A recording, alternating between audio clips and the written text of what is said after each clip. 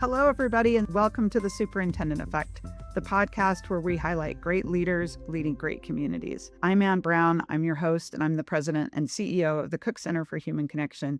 And today, I'm so honored to be joined by Dr. Karen Cheser, who is the superintendent of Durango School District in Colorado, a place we'd all probably love to live. Welcome, Karen.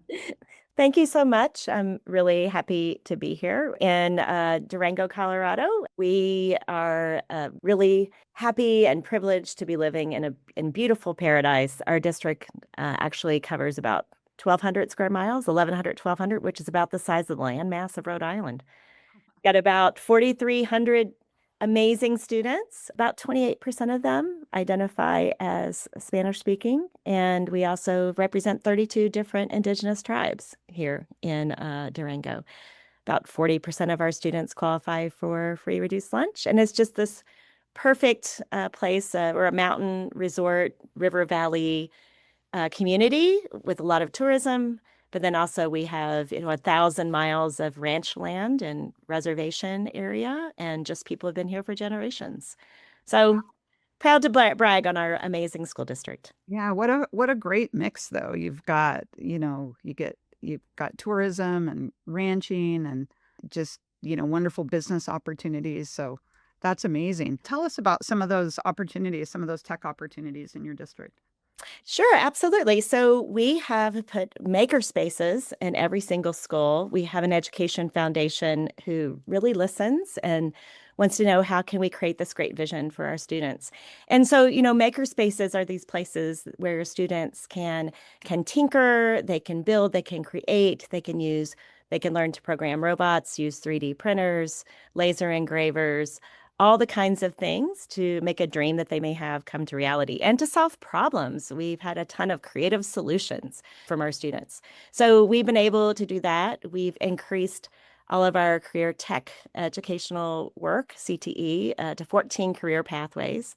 Wow. And of course, many of those are tech enabled. It doesn't mean they're all about tech. I mean, we have computer science, for example, and engineering, but we're also making sure that all of our students, no matter their backgrounds, are able to excel in kind of a future-focused world. We also have created a soil outdoor inspiration lab, which is this amazing multi-acre community garden as well as grow dome. And our students are using technology to solve some problems within that. So, for example, students created a mechanism to be able to control the humidity in our grow dome so that the adults don't have to be in there all the time to do that.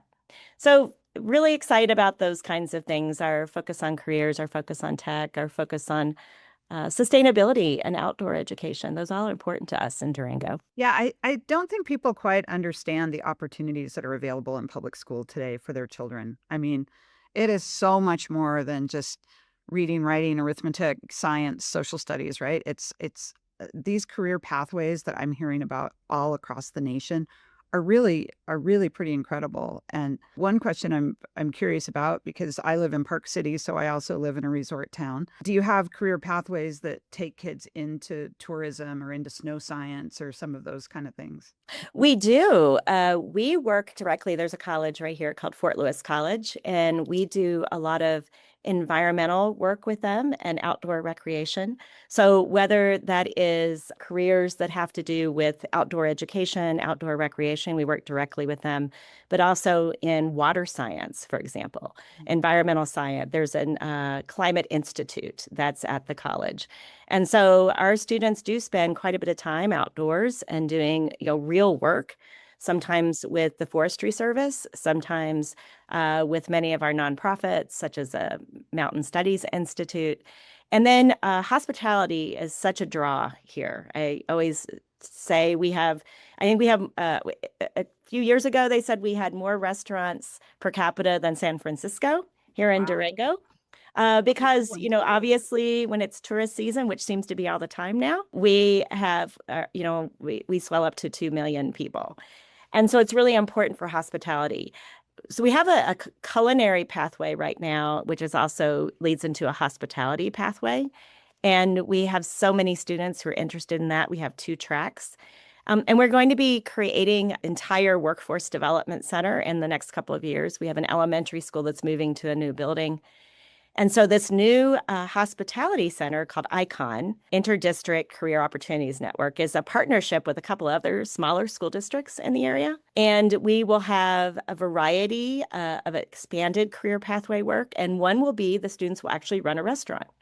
So those students who have been working in sort of the lower levels of getting into culinary, and then also other students who work in our entrepreneurship program, are going to be combining forces and actually running this restaurant. So they'll do all the provisioning, the budgeting, the front of house work, and our interior design students will design the restaurant. And so we really are trying to help build the workforce, but also to build it in a way that our students can make a viable living. And so that they can really contribute to the community, they can make an impact, and we know that's what our students want to do. We do have obviously a ski resort in town, and we do have students that are working in different aspects of that. One interesting career that you might not think about has to do with welding. And so our students who are in our welding program, which is another very popular program, have actually been doing projects where they're working with, we have both the ski resort, Purgatory Resort, but also in town. We have a ski hill in town, Durango, called Chapman Hill. And so they've been working with both of those entities to work on both the snowboard park and all of the different elements that are there, as well as the lifts. And so you wouldn't have thought that, right? That we need welding in our ski resorts, but that's been a really popular track for our students too. What I love about it is in these resort towns, one of the things that's so hard is kids grow up in them and then they can't afford to live in them. And so, Mhm. so you're creating opportunities where they can be viable members of the community and make a living in the community. So Yeah, that's wonderful for them. absolutely. A lot of people don't understand even the job of a school district superintendent, and I like to highlight this because what a lot of people don't understand is you're probably running one of the biggest budgets in town. You're probably one of the biggest employers. I'm sure you're the largest transportation provider, probably the largest food provider, probably the largest social services provider. And again, like one of the things people don't understand is home prices often are tied back to the success of the school district. And so, talk to me about, your community impact and how, I know that you take that very seriously. Talk to me about the position of the superintendent and what that looks like and means to you. Yeah, absolutely. I'm very proud to be the superintendent here in Durango. I do believe it's my calling that I'm supposed to do this, that while it is hard, I'm not gonna say it's not. It is extremely rewarding because you do get to see that the impact that you can have, as you said, it's not just on the students, it's on their families, it's on the future, it's on the community. We are the third largest employer in the county, just behind the Southern Ute Tribe and the hospital, Common Spirit Hospital. We're next. And as you said, we are the largest transportation provider, food service provider, social services provider, health provider, all of those, within and in one entity.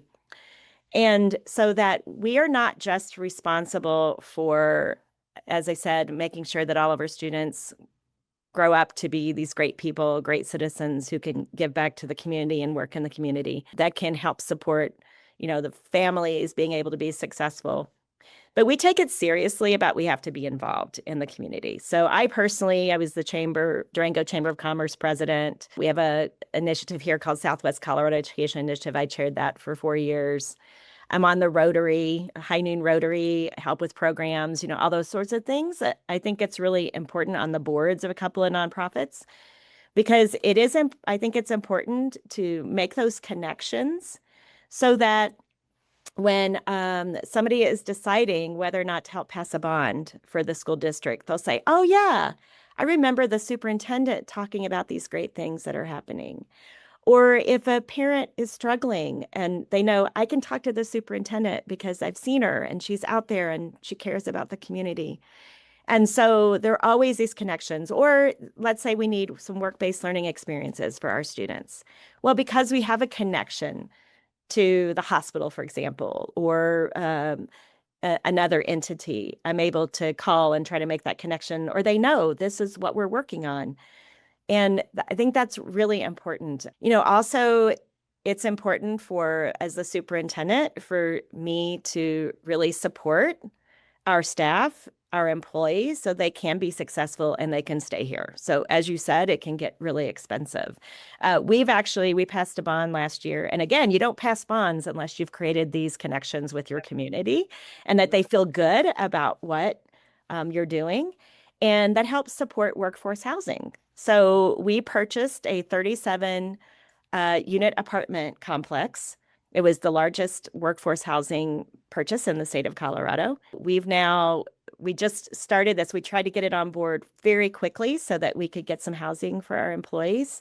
And I think right now, we have several employees moving in next month, and it's almost full. We have some funding to also purchase some townhomes because we also know many of our employees might have families and they need a larger space. But that's been a way that we can make sure that we take care of our employees, that we keep really good people here in our community.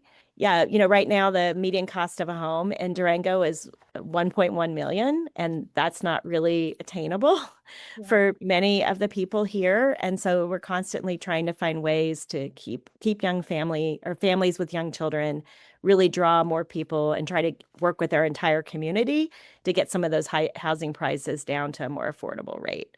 So yeah, we as a superintendent, it's as you said, very difficult job. You are the CEO, even though you may not get paid like the CEO of some of these other companies, making sure that the operations are working and the budget is working at the same time as really strong instruction, social emotional support for your students, and taking care of your employees. And being future focused is all really important. So yeah, it's a big job, but a rewarding job. It's a really big job. You mentioned taking care of the mental health and the physical health of probably your staff and your students and families. I know that's how we sort of got to know each other at first, is because of our work with the Cook Center. Talk to me a little bit about how you're taking care of the mental health of your community. And if you want to talk about Cook Center a little bit, that's fine too. Yeah, absolutely.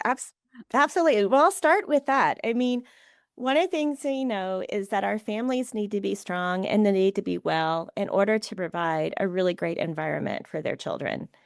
And so we have been offering a ton of resources for our family through the Cook Center so that they can go online and be able to choose what are some supports and some courses that would be helpful for them. And we have just gotten rave reviews about that. Tons of parents are signing up, and we are seeing the impact that that is making on our kids. They also know that they can, in fact, I feel like there have been some cohorts that have been formed from some of the parents, the families, the caregivers who are being able to watch that. The other thing is, we have, with 900 employees and the third largest employer, many of our employees are also families, are also caregivers.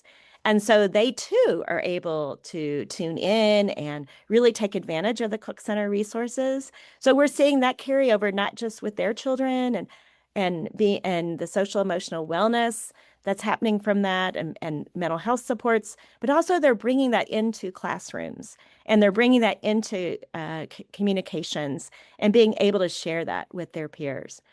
And so that's been really huge. We do know, unfortunately, sometimes in these mountain resort towns too, we do have a level of maybe suicidal ideation or people not feeling like they, for whatever reason, whether it's the altitude, whether it's just feeling like you're finally in this most beautiful place, but that other things still aren't right. So we know our community desperately needs these supports. We do some other things with our students. We give a social emotional screener to all of our students twice a year. It's while it gives us data that we can look at holistically and make some programmatic changes by school, by grade level, by the entire district. It does give us individual data. Obviously, it's confidential data. We don't know exactly how students answered, but it allows us to see students who need additional supports. And that's been monumental so that we make sure students are not suffering. And that has taken the place of, again, working with their families, making sure they have the Cook Center resources, making sure that our counseling is very targeted for those students, doing a lot of sort of core resources in classrooms. So students are actually taught, here's how to self-regulate, here's how to self-manage, here's how you can build social awareness, all the kinds of things that unfortunately we've been seeing a dip in since the pandemic for a variety of reasons. And so now we're having to sometimes intentionally teach those skills so that our students can thrive. We're hearing that across the nation. While the pandemic was over for a lot of people by 2022, schools are still definitely feeling the effects of it. And so, still having to show up and still having to think about it. So that's wonderful that you're doing that. I know that you, Karen, show up for a lot of people, your employees, your community, your staff. What's a time when someone showed up for you and really helped you through something? Oh my gosh, that's a great question. I think, well, obviously, my family, my husband's amazing. He puts up with this. I'm going in my 40th year in education. Wow. And You don't even look 40, Karen. well, thank you. You're very kind. But he's had to make a lot of sacrifices, been very understanding. I try not to ever bring my work home. Like I don't talk about it, but obviously the long hours and the 24/7 kind of a lifestyle and he knows that that's so important to me to be here for our people. So he shows up for me all the time. I mean, every morning he makes me a shake to take, so I'll be at least healthy one time during the day. He's been a great person, and he also gave up. Coming to Durango, he had a business, and he gave that up to come here. He still has the business, but it's different. Also, I would say my superintendent peers. We all know that it's kind of an isolated job. There are a lot of superintendents in the country going through a lot right now. I'm very fortunate. I have a very supportive board. We communicate quite a bit. We have the same vision.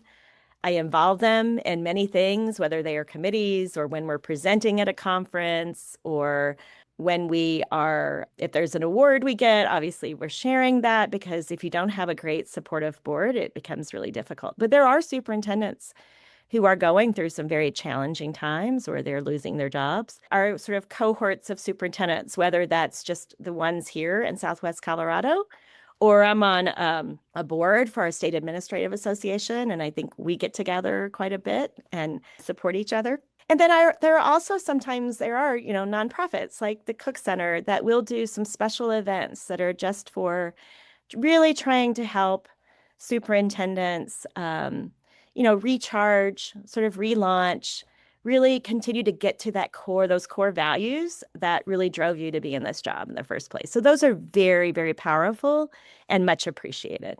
Oh, thank you. That means a lot that we would be on the list of people showing up for you. Have you had a chance to go to Deloitte and do the leadership training there? I have not. That is on my list. If I get those invitations, and if I can ever have one that's not at the same time as something else, especially a board meeting, I would love to go. And I know I've talked to people who have gone and they've said it's been amazing. I think you all also did something in Jackson Hole not too long ago, maybe a couple years ago. Did, yeah. Yeah. That was for Mountain Town superintendents. Yeah. And I couldn't go, but a few of my colleagues did, and they said it was amazing. So. Oh, we should do that again. We should do the Mountain Town superintendents. That's near and dear to my heart. What's one of your proudest accomplishments as a superintendent, whether it's at Durango or somewhere else? Mhm. Yeah, I would say our proudest accomplishment in this district, and we did the same thing when I was superintendent in Kentucky, is we developed sort of a North Star for the district of shared vision, actually, our portrait of a graduate, Yeah. Oh, which is actually it's on the wall behind me right yes, here. I see it. When I came to Durango, they were looking for someone who could sort of bring our 11 kind of disparate schools together towards one vision for students. And so we developed this portrait of a graduate with, thousands of people. We started with an industry think tank. We talked to all of our staff, all of our students, our families, our parents. It took about 8 months, and we developed this sort of list of 6 different competencies that we wanted to make sure every student had, not just by the time they graduate, but as they're working through school. And so we want them to be agile thinkers, creative problem solvers, confident communicators, and the like. And a lot of times that might just be a poster on the wall, but we were deliberate. And over the last 4 years, I'm going into my 6th year as superintendent here, that we're making this real. So everything is aligned towards this. It is our promise to our kids that when you graduate, you will have the skills that will help you be successful, no matter what that career is, and no matter what life is like in 2038 and beyond, for our kindergartners. And so it's been amazing. Our staff recognitions are Portrait of Graduate competencies. Our school board does a big awards night every year. It's Portrait of Graduate. We showcase Portrait of a Graduate. Our students are curating artifacts, all students, to show that they're doing these. And then they do capstones at 2nd, 5th, 8th, and 11th grade. It's a requirement for graduation. And so it's been really amazing to hear students really talk about and show how they're demonstrating these. And it's not a compliance situation. It's that they know that if they are a courageous leader or an empathetic collaborator, that those are so important for their success. And we are seeing teachers then are providing the kinds of experiences where students can flourish. I mean, where they can truly practice these. Now, we also know that proficiency, being at grade level and beyond, and reading, math, and so on is vitally important. So this has been a yes and proposition. It's both. And so I would say what I've been really proud of is we have substantially increased our scores on our state assessments and national assessments, while at the same time really doing this important engaging work. So we are now in the top 10 of all school districts in Colorado that are over 3,000 students. We're the only rural district on that list. The rest are on the Front Range. And 5 years ago, we were trending more towards the bottom third. Our niche.com rankings went up from 110 to 16. And we have had a lot of community support. Like I said, we passed a bond with over 65% or 60% of the vote. Our families seem very happy. We do tons of surveys. And so I'd say I'm just really proud of that this is evidence that we can all come together and all work towards the same thing for our community, and that every single student will be able to thrive. Oh, I love that. And you feel that. I mean, I work with a lot of school districts around the country, and you feel when there is that shared vision. There's nothing I love more than having, a first grader say to me, I am a confident communicator, and in their little Yeah. voices, but they learn these terms from these very early ages and know what that means. They understand what an agile thinker is. They understand what an empathetic collaborator is. It's that's great. And I love that you're living it and you're viewing it, and you're showing it there as your background. That's amazing. Yeah. What is something people don't know about you? Oh, wow. I am pretty much an open book. I love to say I give everybody my cell phone number, everyone. And some people use it. They always use it judiciously. They don't.